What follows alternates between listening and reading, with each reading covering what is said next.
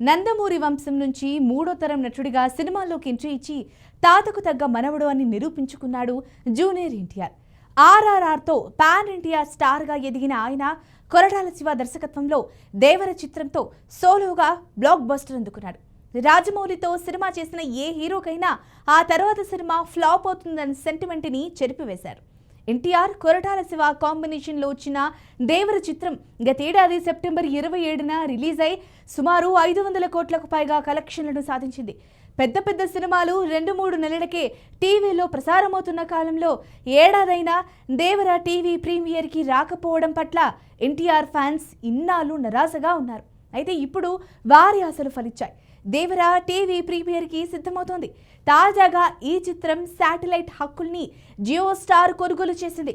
ఈ నేపథ్యంలోనే Hindi premier date October 26న అని అధికారికంగా ప్రకటించారు. ఈ చిత్రం తెలుగులో స్టార్ మా, హిందీలో స్టార్ గోల్డ్, తమిళంలో విజయ్ టీవీ, కన్నడలో స్టార్ సువర్ణ, మలయాళంలో ఏషియా నెట్ ఛానళ్లలో ప్రసారం కానుంది. దేవర ఇప్పటి వరకు టీవీలో ప్రసారం కాకపోవడానికి కారణంగా నెట్ఫ్లిక్స్తో ఉన్న ఒప్పందమే కారణంగా తెలుస్తోంది. ఈ మూవీని ఏడాది పాటు ఎక్స్క్లూజివ్గా స్ట్రీమింగ్ చేసేలా నెట్ఫ్లిక్స్ ఒప్పందం చేసుకుని అందుకోసం భారీ ధర చెల్లించిందట. ఆ నేపథ్యంలోనే ఏడాదైనా ఈ చిత్రం టీవీలో ప్రసారం కాలేదు.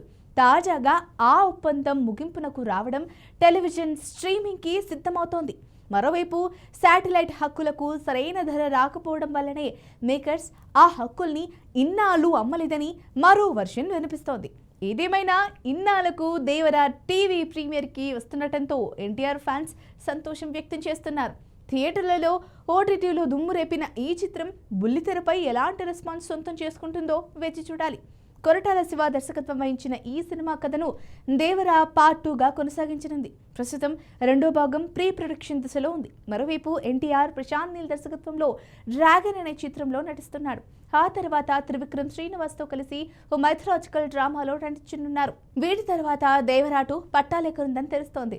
దీనికి చాలా టైం పట్టే అవకాశం ఉండటంతో ఈలోగా మరొక స్టార్తో వేరే సినిమా చేసేందుకు కొరటాల శివ ప్రయత్నిస్తున్నారట. ఇండస్ట్రీ వర్గాల సమాచారం ప్రకారం నందమూరి బాలకృష్ణకు ఆయన కథ వినిపించినట్లు తెలుస్తోంది. ఈ వీడియో కనుక మీకు నచ్చినట్లయితే లైక్ చేయండి, షేర్ చేయండి, సబ్స్క్రైబ్ చేసుకోండి. మరిన్ని వీడియోల కోసం మా ఛానల్ని ఫాలో అవ్వండి.